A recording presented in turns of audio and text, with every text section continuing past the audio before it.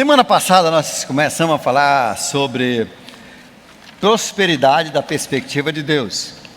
Estamos falando sobre 8 condições bíblicas para você prosperar.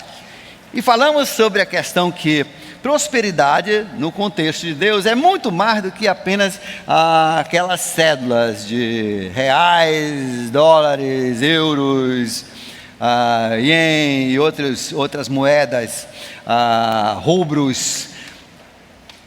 Isso é só uma fatia. Na verdade, a moeda, as cédulas, a moeda, ela é apenas uma ferramenta, é um intermediário entre o abstrato da nossa cabeça e aquilo que nós criamos e o físico. Nós criamos e através dessa célula nós intercambiamos as nossas forças, nossas criações por outras criações. E a moeda é uma forma de se tentar trazer uma equivalência entre, por exemplo, o serviço de um médico e o serviço de um pedreiro, entre o trabalho de um professor e o trabalho de um marceneiro.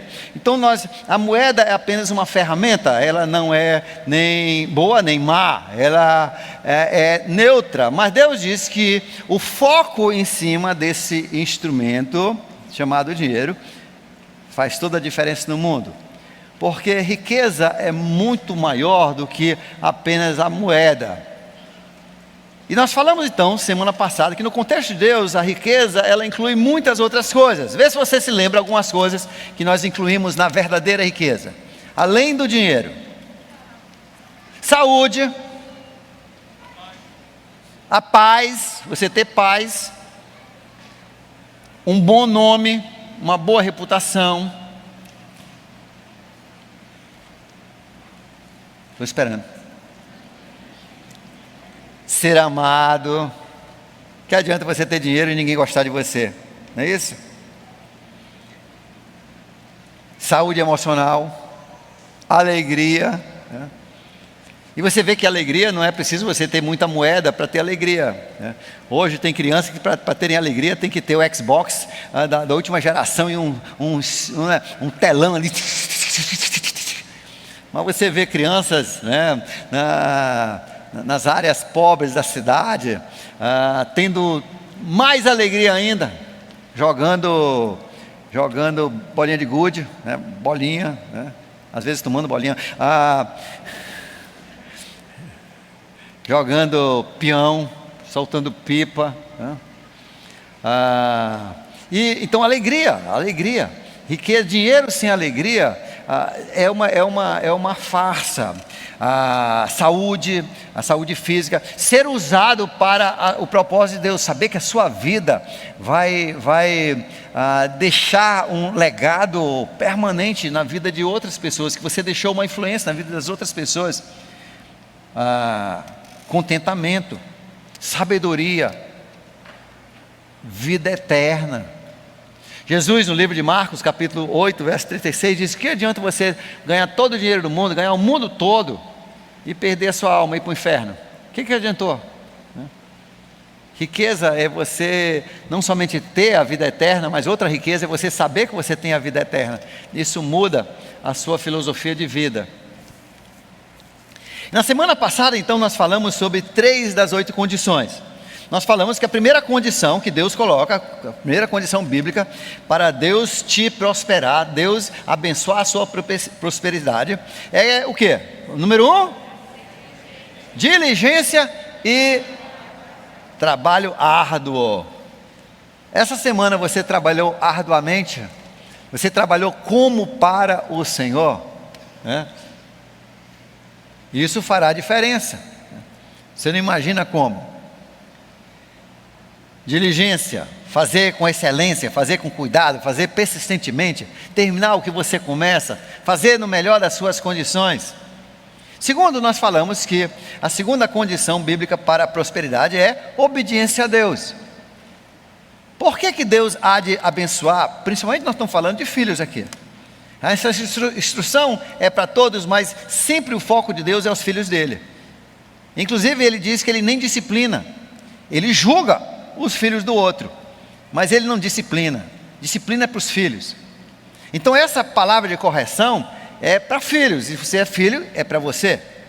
Obediência a Deus. Por que Deus vai ser conivente com o seu erro? Por que Ele vai abençoar os seus negócios, abençoar, se você está entrando através da sua riqueza, você está descarrilhado, você está entrando num foco errado, Deus não vai te abençoar. Aliás, Ele diz no Velho Testamento, Ele diz: eu serei uma oposição para você em cada esquina, e farei um céu de bronze sobre as tuas cidades, os seus campos não choverão, eu suspenderei a chuva, eu vou prejudicar você. Por quê? Porque eu não vou ser conivente com o seu erro, eu não vou querer que você ache que você está sendo abençoado por fazer as coisas erradas. Então, Deus coloca essa condição da prosperidade dos seus filhos, de você obedecer a Deus. Terceiro é alegria no Senhor. Como a alegria é importante. Quando nós fazemos as coisas com alegria, as coisas se tornam mais leves, não são pesadas. E alegria no Senhor é a nossa força, não é isso que a Bíblia diz? É a força de você fazer bem as coisas. A alegria no Senhor, você precisa aprender a se alegrar no Senhor, a curtir, a se maravilhar. Quantos essa semana melhoraram isso aí? Você voltou a praticar quando você acorda de manhã, o seu bom dia, Jesus, o seu dia, um dia mais compartilhado com Jesus. Isso é importante que você compartilhe. Você foi feito para isso, você é filho. Deus quer que você compartilhe com Ele o seu dia. Ele está ali esperando. Hoje nós vamos começar no número 4. A quarta condição bíblica para a prosperidade é meditação na palavra de Deus. Olhe comigo no livro de Salmo 1, primeiro Salmo, diz assim: bem-aventurado aquele que não anda nos caminhos dos ímpios, nem se detém eu estou traduzindo porque isso aqui está na NVI, é diferente daquela que eu aprendi, né? E é mais bonito do meu jeito, na João Almeida contemporâneo. Nem se detém no caminho dos pecadores, nem se assenta na roda dos escarnecedores. Antes, agora vamos lá, tem o seu prazer na lei do Senhor, e na sua lei medita dia e noite, pois será como uma árvore plantada junto a ribeiros de água, que dá o seu fruto na época certa, e cuja folhagem não murcha, e tudo o que fizer prosperará. Eu gosto desse versículo. Você gosta desse versículo? Não, se você medita, não. Se você não medita, você não gosta desse versículo. Esse versículo está dizendo bem claro: você precisa meditar na palavra de Deus para você ser abençoado. Eu li esse versículo a primeira vez, assim que eu me lembro, ali pelos 10 anos. E a partir daí eu digo, eu vou ler pelo menos um pouquinho da Bíblia, nem que seja um versículo todo dia, porque eu quero prosperar. Eu já nasci querendo prosperar. Você não nasceu querendo prosperar? Eu não quero ser mísero. Eu via tanta gente na miséria, tanta gente sofrendo. Eu digo, não quero isso para a minha vida, não. Então, se for preciso, eu vou memorizar a Bíblia, né? Eu vou fazer o que for preciso, mas eu quero prosperar. Deus não para aí. Olha só em Josué, capítulo 1, verso 8. Josué, voltando um pouquinho na Bíblia, Josué 1:8. Deus diz para Josué: e não deixe de falar as palavras deste livro da lei, e de meditar nela de dia e de noite, para que você cumpra fielmente tudo que nele está escrito. Só então os seus caminhos prosperarão, e você será bem sucedido. Só então você prosperará. Só então. Olha a condição, uma condição que Deus impõe. Ainda dentro desse mesmo pensamento, porque assim, as leis do Velho Testamento, elas não valem para nós. As leis do Velho Testamento ficaram com Israel. Jesus foi o fim da lei. Por isso nós não vivemos mais pelas leis do Velho Testamento. Mas tudo do Velho Testamento que se repete no Novo, aí isso é para nós. Toda a ordem e mandamento no Novo Testamento, mesmo se ela for repetida no Velho, essa é para nós.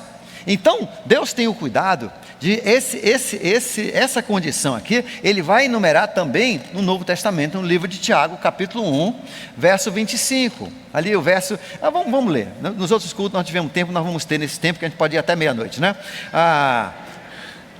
Então, em Tiago,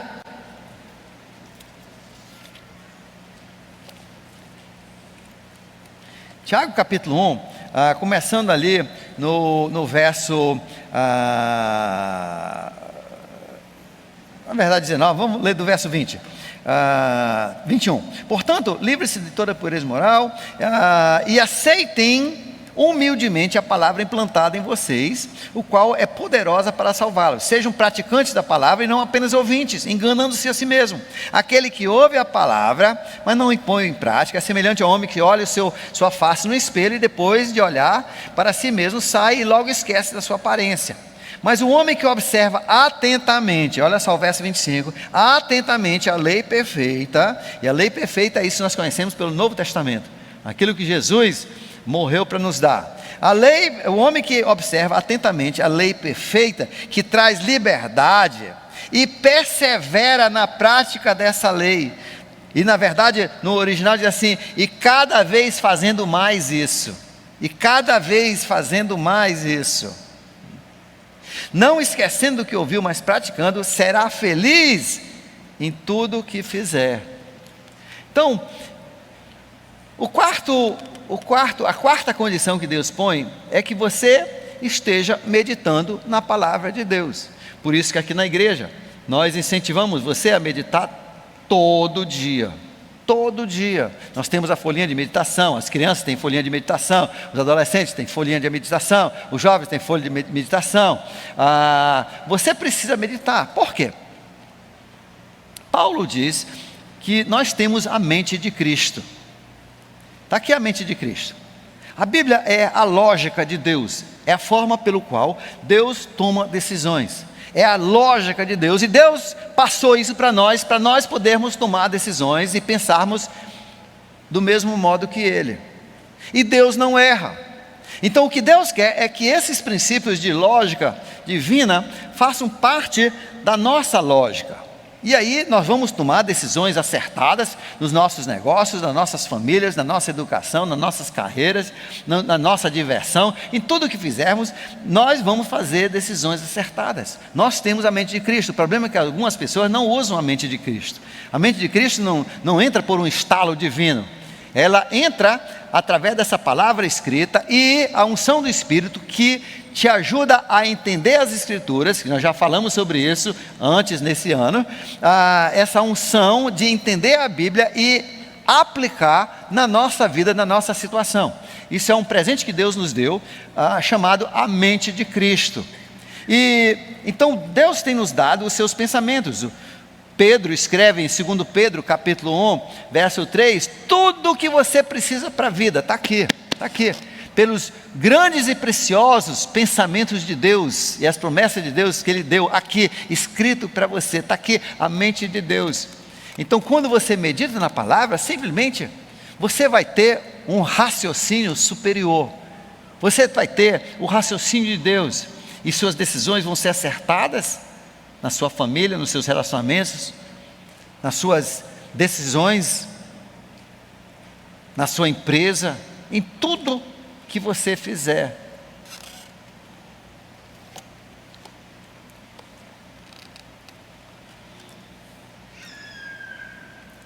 A quinta condição que Deus impõe para te prosperar é que você seja justo e correto. Salmo 37, versos 25 e 26.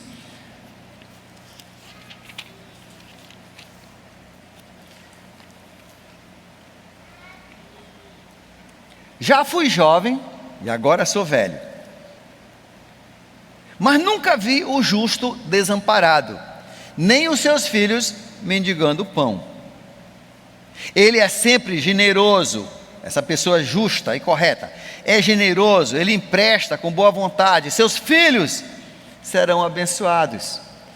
Então a condição que Deus impõe é que você seja justo e correto nos seus procedimentos. Ainda em Lucas capítulo 6, Lucas 6, versos 37 e 38, Lucas 6, 37 e 38.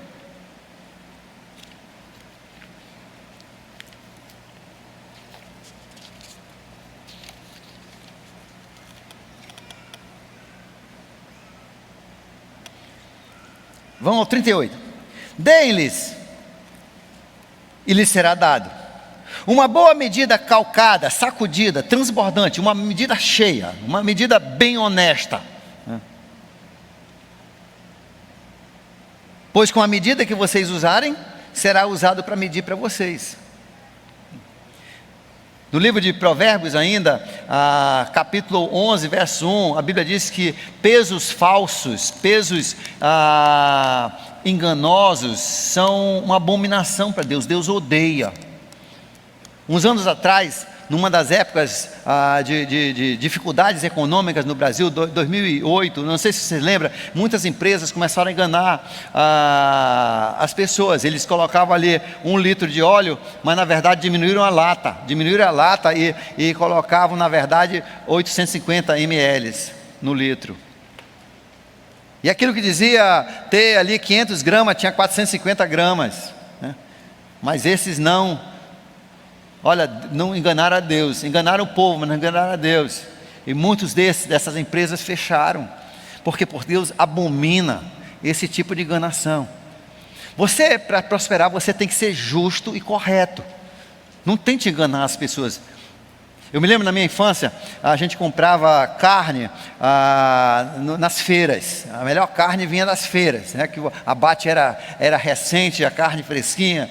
E as pessoas que vendiam carne, muitos deles tinham dois grupos de pesos. Um que ficava escondido embaixo do balcãozinho deles. E sempre naquelas feiras tinha o fiscal que rodava ali. E quando o fiscal passava, o peso dele estava certinho. Mas quando vinha o freguês, ele puxava outro peso, um peso furado embaixo, que pesava menos. Ele botava ali para enganar, para ganhar 100 gramas, 200 gramas do freguês. Mas não enganaram a Deus. Você não vê nenhum desses ricos. Eu me lembro, tinha um inclusive que ele botava o dedo, ele botava a carne, aí botava o dedo assim, pesava. Minha mãe dizia: tira seu dedo daí, Senhor. Aí ele tirava, aí de repente a balança fazia isso.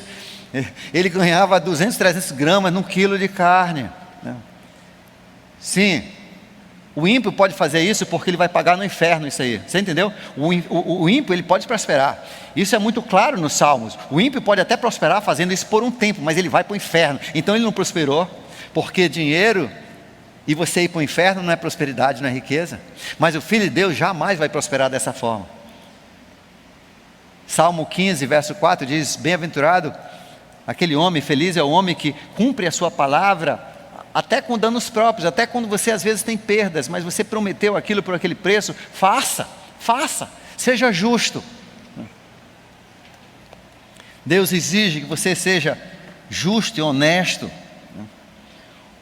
O Brasil era para ser talvez o primeiro ou segundo país mais rico do mundo, pelo que Deus deu a esse país no seu subsolo e acima do solo e no povo. É um país abençoado. Mas jamais vai acontecer enquanto não acabar a corrupção. Começando do pequeno, lá na feira, indo até as pessoas lá no Senado. Na próxima eleição, se uma pessoa tiver suspeito de corrupção, não vote nele. Não vote nele. Como é que a gente conhece pessoas corruptas até o osso, e a gente continua a votar e colocar eles no poder? Um diz assim: mas ele rouba menos do que o outro. Pois então coloque alguém que não rouba, nem pouco nem muito. Por quê? Porque Deus odeia essa roubalheira. É a justiça, a Bíblia diz que ela exalta uma nação, é o viver correto, procedimentos corretos. E como falta isso? Nossa nação tinha menos corrupção quando era dirigido por três militares, né? Por quê? Porque não tinha 500 e poucos congressistas para ficarem roubando o povo com todas as suas famílias, né? Era melhor a gente ter 10 senadores e uns 50 deputados, já resolvia tudo, ia ser menos corrupção. E por que eles votam contra coisas como a Lava Jato? Porque 60 a 65% deles estavam envolvidos em inquéritos. E eles votam para tentar eliminar o Lava Jato, porque eles sabem que somos culpados. Deus não abençoa, Deus não prospera, por isso que a nação não prospera.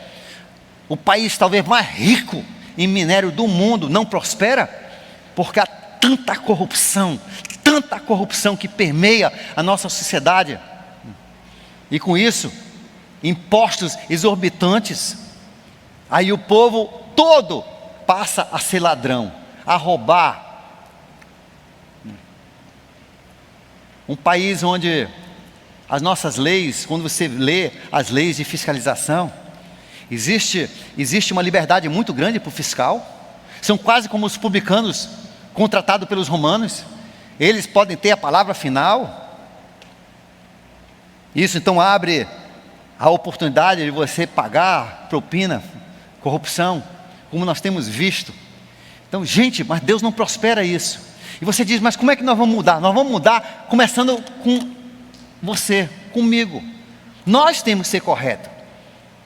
Crianças e adolescentes, quando você pegar o troco errado, alguém te der o troco errado, devolva. Devolva, diz, olha, você me deu o troco errado.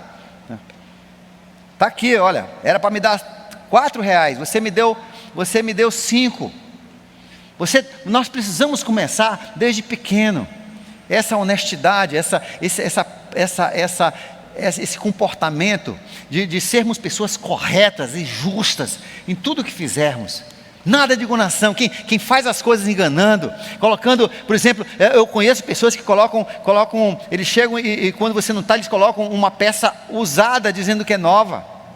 Tem pessoas que vão ajeitar o seu carro e colocam, às vezes é uma besteirinha, e eles dizem que trocaram a peça, e não trocaram coisa nenhuma.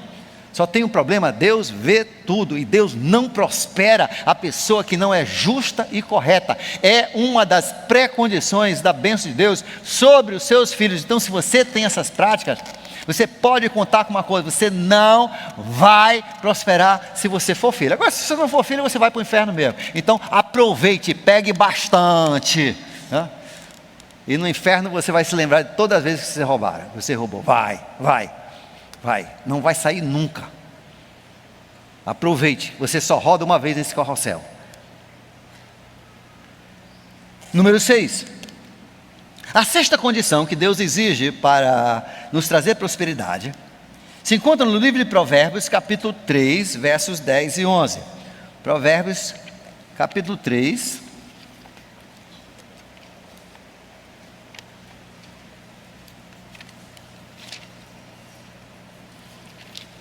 versos 10 e 11.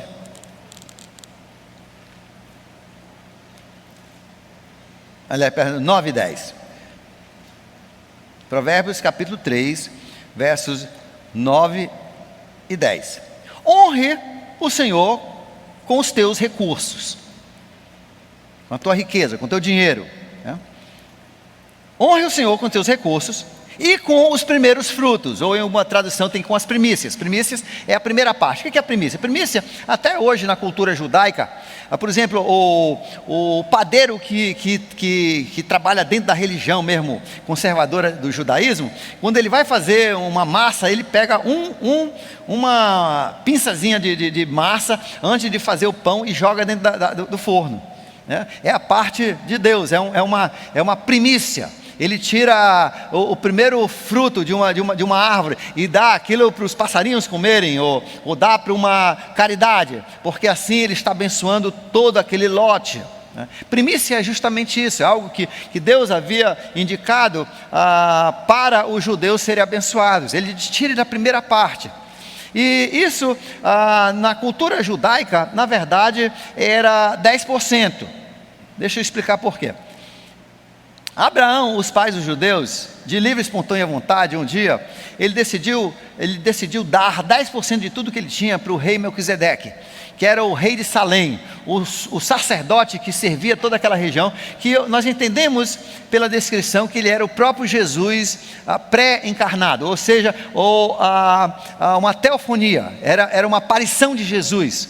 E sempre Deus colocou algum representante na terra, e Melquisedeque era esse representante na época de Abraão. E Abraão então ele sentiu uma compulsão, uma vontade de dar 10% de tudo que ele tinha para abençoar a tarefa, o trabalho desse sacerdote, desse rei de Salém. E quando então Deus formou Israel como nação nos dias de Moisés, Deus instituiu a lei, e não era democracia, não era monarquia, não era parlamentarismo, era teocracia, onde Deus, ele agia diretamente com o povo, governava o povo, começando a dizer quando é que eles tinham que andar, quando é que tinham que parar, as terras que tinham que tomar, onde é que eram os limites. E Deus usava os seus sacerdotes da tribo de Levi, os levitas, ele usava eles para serem esse governo, a ponto que Deus não deu aos levitas terras, eles tinham que viver com as ofertas do povo. As outras 11 tribos tinham que sustentá-los para eles fazerem esse trabalho do governo e da parte religiosa. Era tudo uma coisa só, era tudo envolvido, tá? Com o serviço dos levitas em volta do tabernáculo e mais tarde no templo de Salomão. Então todo mundo tinha que dar 10%, mas não era mais do que 10%, né? Tinha o dízimo de 10% que era para o templo e para o sustento dos levitas. Isso podia ser dado dos seus rebanhos, era dado da sua produção, que eles eram produtores agrícolas na maior parte, era dado de como você ganhasse ou dinheiro ou em produção, você levava isso para o templo, e os levitas então dividiam e viviam dessa renda. Mas havia um outro dízimo de 9% por ano que era para ser digerido, comido e bebido pelo povo. Deus sempre foi um Deus festeiro. Deus sempre, ele tinha 4 grandes festas por ano em Israel, para as pessoas lembrarem de Deus e alegrar o povo diante de Deus. E ele disse: olha, gasta esse dinheiro, seria como o nosso dinheiro hoje, que você gasta quando você for trazer bolo domingo, traga um bom bolo, gaste um pouquinho, entendeu? Faça um bolo gostoso, isso é oferta, Deus considera isso oferta. Quando você leva o seu lanche para o seu GA, quando você convida o irmão para comer um churrasco, quando você faz uma festa de confraternização, isso para Deus é oferta. Aquilo que você fez para um desses pequeninos, você fez para mim. Você está trazendo Jesus para a sua festa. Havia ainda mais um dízimo dado a cada 3 anos, de 8%, mas que então por ano ficava 2,7% mais ou menos, que era para as pessoas darem para os pobres na sua própria região, na sua comunidade. Então na verdade ficava quase 22%, esse dízimo que as pessoas falam, mas era só 10% que ia ali para o templo e para os levitas.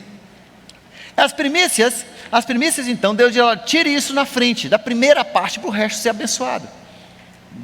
E esse princípio então, por mais que Deus não ensina mais o dízimo no Novo Testamento para a sua igreja, eu acho que o percentual de 10% é uma boa sugestão, mas não é uma obrigação. Deus é muito claro, ele não tem mais um valor que você tem que dar, como ele exigia de Israel, porque era para o governo, a governança de Israel, por isso que ele exigia. Mas ele sugere fortemente, como nós vamos ver daqui um pouquinho,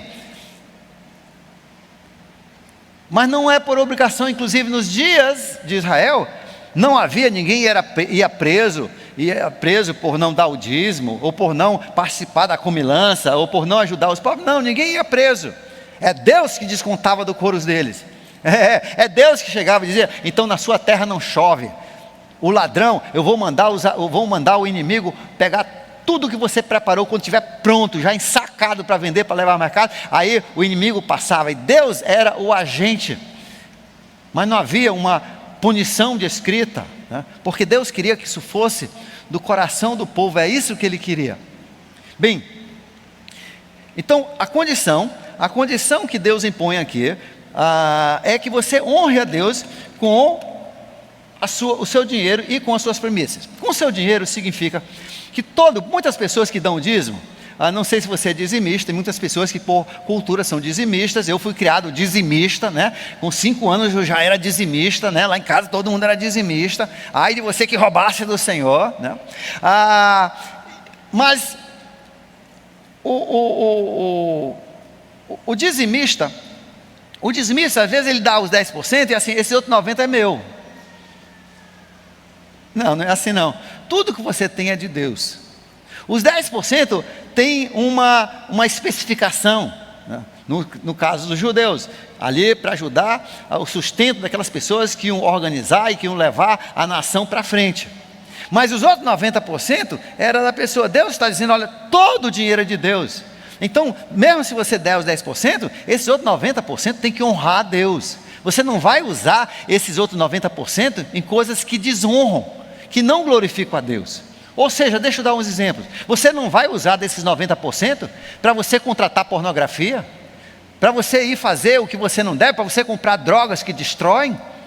Você não vai usar, por exemplo, eu não uso dos meus 90%, mesmo no caso quando eu era dizimista, hoje eu tenho outro conceito, mas eu não uso aqueles 90% para jogar na loteria. Por quê? Porque a loteria é um meio de pegar dinheiro das pessoas mais míseras da nossa sociedade, as pessoas que mais precisam de dinheiro, são as pessoas que jogam na loteria e perdem o seu dinheiro. Porque como é que eu posso tomar o leite, como é que eu posso tomar as coisas dos pobres? É um câncer na sociedade, que se Deus quiser um dia vai ser eliminado, certamente no dia de Jesus vai ser eliminado. É uma barbaridade contra os pobres, em todo lugar, em todo o mundo, onde tem loteria, um assalto em cima dos pobres. Isso é comprovado com estudos, mas a ganância não deixa os governos fazerem o que deve, que é eliminar essa questão de loterias, como também os cassinos. Então, eu não uso esses outros 90%. Deus está dizendo, olha, todos os meus dinheiro precisam honrar a Deus. O meu dinheiro não pode desonrar a Deus. O que eu faço com o meu dinheiro não pode desonrar a Deus. Aí ele fala das primícias. O que seriam as primícias para nós hoje? Primícia significa que Deus vai falar, daqui um pouco nós vamos ver, ele fala de você honrar a Deus com uma parte da sua renda. Só que ele diz, você precisa planejar no seu coração, você precisa fazer um propósito, planejar uma parte das suas ofertas, oferta para a igreja, para os pobres, para as pessoas necessitadas, você precisa fazer um planejamento. Mas ele diz, as primícias é que você precisa tirar essa parte de oferta no início. Deixa eu ver se você concorda comigo. Quantos aqui você já pensou, cara, eu quero dar R$1.000 para a igreja, ou R$500 para a igreja. Aí você está com dinheiro na sua mão, que você recebeu, mas você não dá logo, você quer ver se vai sobrar, e você deixa para dar seus 500, seus 1.000, no final do mês. Quando chega no final do mês, não tem. Puxa vida, só ficou 100.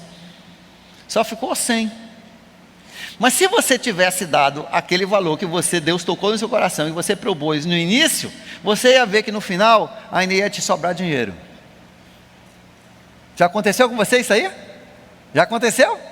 Acontece sempre, né? É isso que Deus está dizendo, abençoe com a primícia, tire no início pela fé. É uma demonstração que você confia em Deus para levar o resto, e Deus nunca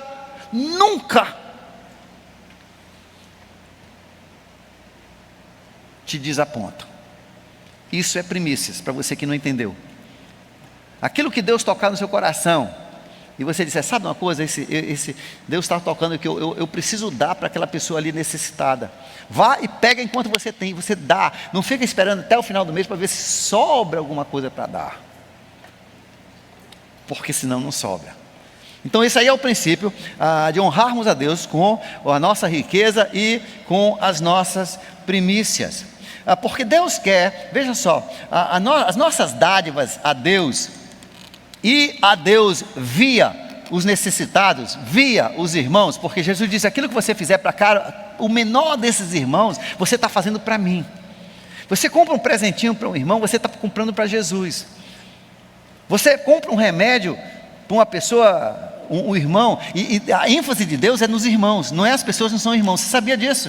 Isso é uma coisa muito, muito interessante da Bíblia. Ele diz, a sua responsabilidade maior é cuidar da sua família. Ai daquele que não cuida da sua família, nós somos família. E ele diz, você está fazendo para mim mesmo, Jesus diz em Mateus capítulo 25. Então quando nós usamos as nossas finanças, o nosso dinheiro, o nosso tempo, nós estamos honrando a Deus. No livro de Deuteronômio, capítulo 8, versos 17 e 18. Deuteronômio 8, 17 e 18.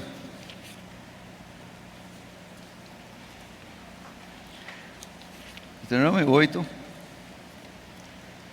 versos 17 e 18.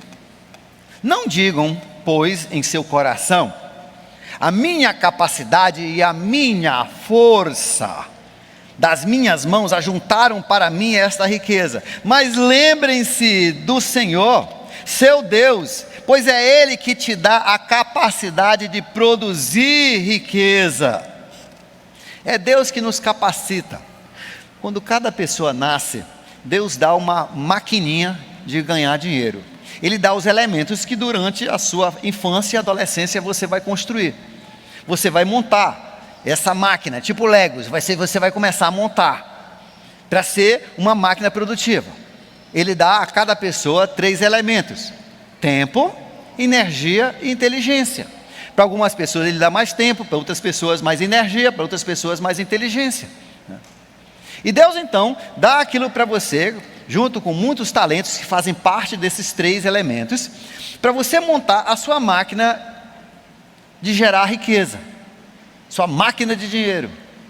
E é por isso que as crianças não podem perder os seus dias todinho ali que você não está desenvolvendo coisa nenhuma. E depois, quando chega na hora que você precisa da sua máquina, a sua máquina ainda está desmontada, ainda está na caixa e nunca foi trabalhado.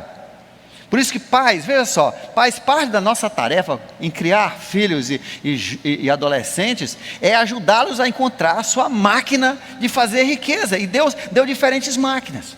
Um cuidado que eu abro com todos os pais: você precisa ter muito cuidado com os seus filhos, principalmente naquela idade de 9, 10, 11 anos. Nunca um pai ou uma mãe deve dizer para o filho: olha, você vai ser médico, hein? Você vai ser médico. Por quê? Porque talvez a máquina desse menino não foi feita para medicina. E quando você cria uma imposição dessa, mesmo que seja uma sugestão, um bom filho, ele vai viver com aquilo na mente: eu vou ser médico, eu vou ser médico. E na verdade, de médico ele não tem nada. Ele não gosta nem de biologia, nem de química, ele não entende isso daí. Ou então o pai diz: você vai ser uma advogada, né? Porque o pai não foi e quis ser, agora quer colocar isso na filha, talvez até achando que isso vai gerar dinheiro. Mas a filha não foi feita para ser advogada. Você tem que encorajar que o seu filho encontre as suas habilidades e desenvolva a sua máquina de gerar riqueza. Hoje eu entendo como eu fui abençoado como pai. Eu não sei se era consciente ou inconsciente que ele fez isso, mas meu pai jamais, eu nunca ouvi ele falar: eu quero que você seja um pastor, um pregador, um missionário. Aliás, ele nunca disse: eu quero que você seja um advogado, um professor. Ele só dizia: eu não quero que você seja malandro. E eu me lembro que às vezes, tinha uma época da minha vida que eu achava que eu ia ser comediante, né? Aí o meu pai ainda me dava umas dicas: olha, você não pode rir quando você conta piada. Ele me dava umas dicas: olha, tem hora de você ser sério, não pode ser uma comédia a vida toda, né? Mas depois eu resolvi que isso não ia ser legal. Resolvi ser as pessoas sugeriram que eu fosse advogado, né? Eu disse: quem sabe você pode ser um advogado correto, justo, né? Só isso. Aí depois eu resolvi que eu queria ir para teatro, né? O pessoal ali da orquestra e do coral do Amazonas viram uma apresentação minha uma vez e disseram: esse cara vai ser um grande artista, né? Meu pai: quem sabe, contanto que seja para a glória do Senhor, quem sabe, né? Nunca me agora, mas ele encorajava, ele me levava para ver todo tipo de empresa, ele me levava quando ele ia para a justiça com seus empregados, ele me levava, ele me apresentava para juízes, ele queria que eu conhecesse um pouco de tudo. Ele encorajou esportes na minha vida, porque ele não sabia o que eu seria, ele não sabia ainda qual era a máquina que Deus tinha dado para mim. Com o tempo, eu descobri que a forma mais fácil de eu ganhar dinheiro era dando aula. Com 15 anos eu comecei a dar aula. Com 12 anos eu comecei a dar aula na igreja. Com 15 anos eu comecei a ganhar dinheiro dando aula. Eu digo: cara, isso é muito fácil. Eu ganho dinheiro muito fácil, só dando aula. E então ali eu comecei a aprimorar e conduzia minhas aulas de faculdade, doutorado, tudo nessa área de educação. Foi assim que eu descobri a minha máquina de gerar riqueza, que depois Deus transformou também numa máquina, no tempo dele, para a educação na igreja, uma outra forma de fazer educação na igreja. E assim também, Deus quer que você descubra. Você já descobriu a sua máquina de gerar riqueza? E às vezes a gente só consegue descobrir fazendo. Você faz e não dá muito certo, a gente persiste, luta. Mas às vezes tem coisas que você, por de tempo, sabe uma coisa? Isso aqui não é a minha máquina. Não. Eu preciso trocar de máquina. Essa máquina está faltando peça. Não. Isso não é a peça, a máquina que Deus me deu. Então Deus quer que você descubra a sua máquina e ajude a sua criança a descobrir a máquina, porque Deus tem dado a cada pessoa uma máquina de gerar riqueza. Porém, veja só, as suas dádivas, né, são uma forma de você reconhecer que essa máquina vem do Senhor.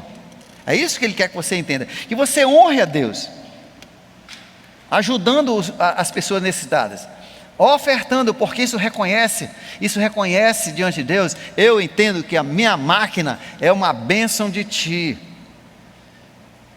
é um reconhecimento de quem nos deu essa nossa máquina. Número 7, a sétima condição que Deus coloca na Bíblia para nós termos prosperidade, Provérbios capítulo 11, verso 14, é termos bons conselheiros na vida. 11, 14.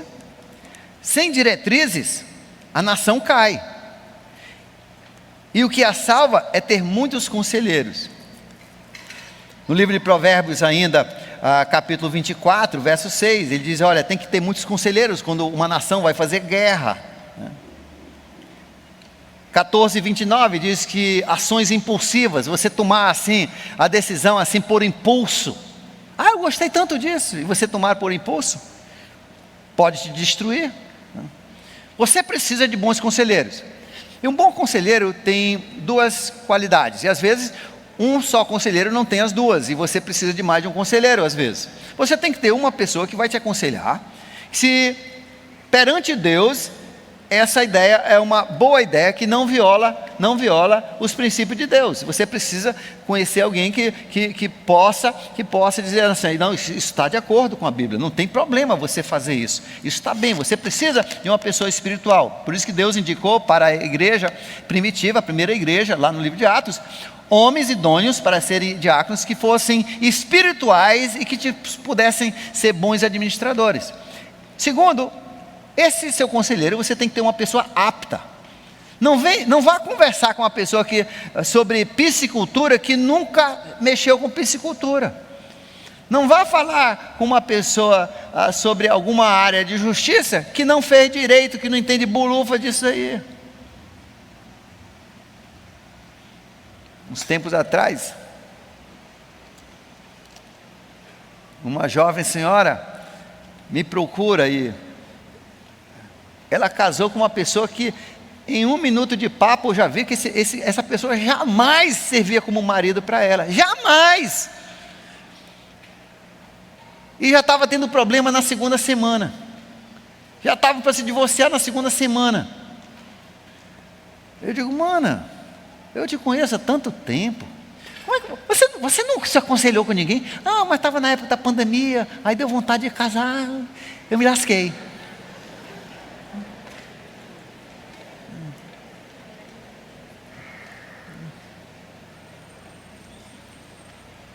Mas você não pediu conselho de ninguém? Eu pedi conselho de uma colega minha, ela disse que achava uma boa. Outra desesperada igual a ela, entendeu? Conselheiros são pessoas que às vezes vão dizer o que você não quer ouvir. Outro dia eu conversei com um cidadão que ele já tinha rodado em 5 pastores e uns 3 líderes de grupo, procurando alguém, já estava agora visitando os psicólogos, para ver se achava alguém que concordasse com a ideia dele, entendeu? Não, o conselheiro é aquela pessoa que vai falar a verdade, ou mesmo sendo a opinião ou a verdade, mas vai falar o que ela acha realmente. Tem pessoas que não prestam ser conselheiros, amigos muito íntimos às vezes não prestam para ser conselheiros, pois não, você sabe que não vai dar certo, você fica, quem sabe dá certo. Aí você se lasca, né? Você quer um conselheiro desse? Não, procure conselheiros que vão falar a verdade, que são conhecidos por falar a verdade, doa ou não. Porque o conselho é para você ter outras perspectivas sem ser a sua. Homens e mulheres, Deus colocou esse homem do seu lado para te dar conselhos. Deu essa mulher para dar conselho, para ter uma outra visão da coisa. Vocês não devem brigar por isso, e sim usar para o bem das suas decisões. Então, bons conselheiros, procure bons conselheiros. Isso é importante para você prosperar. Pessoas que são idôneas, pessoas que são espirituais e pessoas que são aptas na área em que você está se aconselhando. E finalmente, 8. Mas o 8 é o maior de todos. Deus coloca como uma condição bíblica de prosperidade para a sua vida, você ser generoso. Olhe comigo no livro de Provérbios, capítulo 11, verso 25. Provérbios 11, 25 diz assim: o generoso prosperará. Vamos dizer isso junto? O generoso prosperará. Quem dá alívio aos outros, alívio receberá. O generoso prosperará. Vamos falar um pouquinho de generosidade. Em 2 Coríntios, capítulo 9, 2 Coríntios, capítulo 9,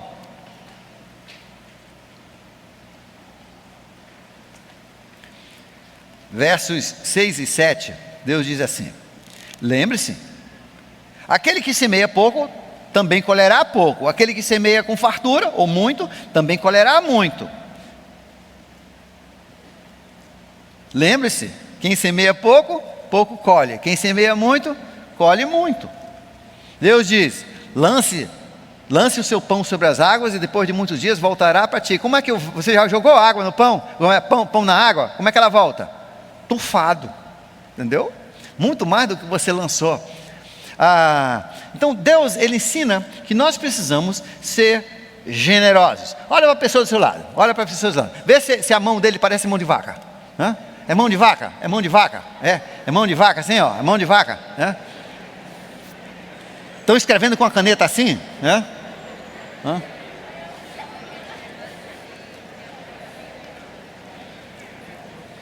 A onça grita quando sai uma notinha da mão dela, O peixe sai aquela gosma quando sai uma azulzinha da mão dela, fica a gosma, do peixe. Isso é mão de vaca. Isso é pão duro. Deus não quer que você seja pão duro. Deus diz que nós devemos tomar o nosso exemplo, ter como nosso exemplo Jesus, que sendo rico, deixou tudo, se tornou pobre, para nos dar riqueza, para doar a sua vida por nós. E nós devemos ser como Deus. Ele diz, filho de peixe é peixinho, filho de Deus é Deusinho. O salmista nos chama de Deusinhos. Ele diz: seja como teu Pai no céu, que abençoa até os inimigos. Ele manda até sobre o ateu, Ele manda chuva. Seja generoso como teu Pai, seja mão aberta. Deus tem a pré-condição para os seus filhos. Estamos falando com os filhos. Lembre-se, nós não estamos falando, a pessoa diz assim: mas eu nem acredito em Deus. Pois é, você vai para o inferno. Então, isso aqui não é para você, entendeu? Então aproveite tudo, pegue tudo que puder, pegue os peixes tudinho na mão, que o final vai ser terrível. Deus também fala sobre você. Mas Deus está falando para os seus filhos que querem prosperar. Você precisa ser generoso. E uma das formas que Deus fala disso em nossas vidas, Deus ele coloca as condições na Bíblia de nós sermos doadores, de nós doarmos. Deus, então, Ele fala de ofertas. Ele fala de oferta no Velho Testamento, o pessoal tinha que dar aquele dízimo, como nós falamos. No Novo Testamento ele fala em ofertas, de você ser mão aberta com pessoas, com necessitados, com os irmãos, e com os procedimentos da igreja, com missões, com a parte de Deus. Ele diz: seja generoso, e Deus há de te prosperar. Deus quer que você seja generoso. Por quê? Porque essa ênfase sobre a generosidade. Entenda, às vezes Às vezes as pessoas como eu falei há pouco, eu fui treinado desde pequeno a ser dizimista. Quantos aqui desde pequeno, a sua família ensinava o dízimo, tinha que dar 10%, 10% de tudo, né? A minha mesada, se a minha avó me desse R$5, eu tinha que dar 50 centavos para Deus. Era uma taxa horrível, né? Porque senão o ladrão ia assaltar, a ferrugem ia comer, a traça ia comer minha camisa, o ladrão ia assaltar, eu ia perder, meu bolso ia furar. Era mais ou menos na base do medo, né? Eu me lembro uma vez, a minha irmã tinha 6 anos, eu tinha 8, 9 anos, e minha irmã, ela empolgada com a mesada dela, ela gastou tudinho em picolé e sorvete, ó. Cara, aí no sábado à tarde ela se lembrou, ela disse: Davi, eu gastei meu dízimo. Me empresta dinheiro para pagar meu dízimo amanhã? Eu também era dizimista, e eu como bom irmão falei para ela: vou nada, que a ira do Senhor caia sobre você, né? Olha como é que era a coisa. E sabe o que é engraçado? Deus age com as crianças espirituais conforme o seu medo. Outro dia eu falei com um pastor, e ele não gostou muito, ele não gosta muito dessa posição. Não, mas aí o pessoal não dá, né? Deus não quer que as pessoas deem por medo. Deus quer que você dê, mas de mão generosa, não por medo. A criança obedece os pais, não é porque ama o papai, ai, te amo, vou te obedecer, vai, coisa nenhuma. Ele obedece porque tem medo de pegar sandalhada na bunda, é isso, de pegar um tapa, é isso. Por isso que as crianças obedecem. Por isso que a Bíblia fala muito sobre o uso da vareta, né? Aquela goiabeira, porque a criança ela obedece, não porque ama, né? Não fica se achando muitas Coca-Cola, não. A criança te obedece porque tem medo da sandália, entendeu? Da punição, né? Daquilo que vai perder. Mas isso é infante. Nós não queremos que o resto da vida as pessoas tenham esse medo. As pessoas que têm esse tipo de medo não vão ser bons cidadãos. Deus quer que você amadureça. O jovem ele já dá por outro motivo. E aqui entre os evangélicos nós temos muitas pessoas que já são jovens. Eles dão por outro motivo. Qual é o motivo do jovem? É o motivo de Jacó. É o jacobino, que também era meio amarrado. Ele dava na condição de Deus dar mais de volta, né? Eles também se baseiam em Malaquias 3. O pessoal infante se baseia ali no ladrão que vai assaltar, que o bolso que vai furar. Mas os outros também dizem: se você der, Deus vai te abençoar, de forma que você não pode nem comportar as riquezas que vai te dar. Jogue aqui nessa fogueira os seus R$100 e amanhã você vai receber 200. Jogue esse dinheiro miserável que você ia pegar o ônibus, jogue aqui, vá a pé se for preciso. E você, quando chegar em casa, vai achar um tesouro te esperando. Você vai a pé e volta a pé, e não tem tesouro nenhum, só tesoura para cortar o resto que você não tem, né? Tem muitas pessoas que dão barganhando com Deus. Jacó disse: Deus, se você me levar e me trouxer sem meu irmão me matar, eu te dou um dízimo. Seguro contra crime, contra assalto, né? E tem pessoas que dão justamente barganhando com Deus. Você conhece pessoas assim? Tem muito. Aqui em Manaus tem muita gente, tá? Tem igrejas que se aproveitam disso. E Deus honra isso também, porque Ele quer que o povo aprenda a ser generoso, e Deus vai julgar os pastores que usaram dessas técnicas. Deus vai julgar os... Quer ver? Alguém diz assim: sim, mas aquela igreja, eles são muito errados, eu não vou dar meu dinheiro para coisa nenhuma. Você se lembra da viúva que deu as 2 moedas de cobre? Se lembra? Logo antes da morte de Jesus. E quem foi que viu ela dar aquelas 2 moedinhas? Quem foi que deu? Viu? Jesus vê quanto você dá ou quanto você não dá. Deus está de olho na sua mão, se é generosa ou se você é mão de vaca. Ele viu. E ele viu ela dando aquelas 2 moedinhas entre pessoas dando grandes quantidades. E ele disse: ela deu mais do que eles, porque ela deu um percentual muito maior. Ela deu daquilo que ela precisava até para sobreviver, ela deu daquilo. Então o dela ela deu da essência, não deu da nata. Muito maior é o galardão dela, porque Deus não se importa com quantidade, Ele se importa com o seu coração generoso, é isso que Ele quer. E Deus quer que você se torne uma pessoa generosa. Deus quer que você chegue à maturidade da generosidade. A maturidade é quando você dá por amor. Você tem um envelope da igreja, aquele de oferta? Você tem? Alguém tem? Levanta assim. Levanta assim. Pronto, tem? Qual é o versículo que tem aí na frente? É 2 Coríntios, capítulo 8, verso 8. Olha o que diz. 2 Coríntios, capítulo 8, verso 8.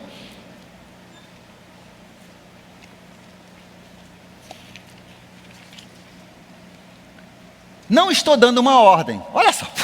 Já pensou? Não estou dando uma ordem. Sobre a oferta na igreja, Paulo diz, não estou dando uma ordem. Mas eu quero verificar a sinceridade do seu amor. As nossas ofertas são uma amostra a Deus de quanto nós o amamos. Quem ama pouco, dá pouco. Quem não ama, não dá nada. Quem ama muito, dá muito. Você se lembra daquela época quando você era apaixonado pela sua mulher? Você se lembra daquela época? Faz tempo. Alguns ainda estão. Tem uns jovens aí apaixonados, a gente vê pela cara dele. E o jovem apaixonado, ele pega o salário todinho do mês, que ele lutou horas e horas para receber, e ele vai e compra um anel. Ele vai e compra um vestido. Ele vai, paga um show. Ele gasta tudo pelaquela menina que ele está apaixonado. Não é verdade? Você não vê ele fazer isso para a mãe dele, para o pai dele, não. Ele faz por amor e ainda fica sorrindo. Ele dá todo o salário para a mulher, ainda fica sorrindo, cara de besta. Não é não? Por quê? Porque o amor faz a gente ser generoso.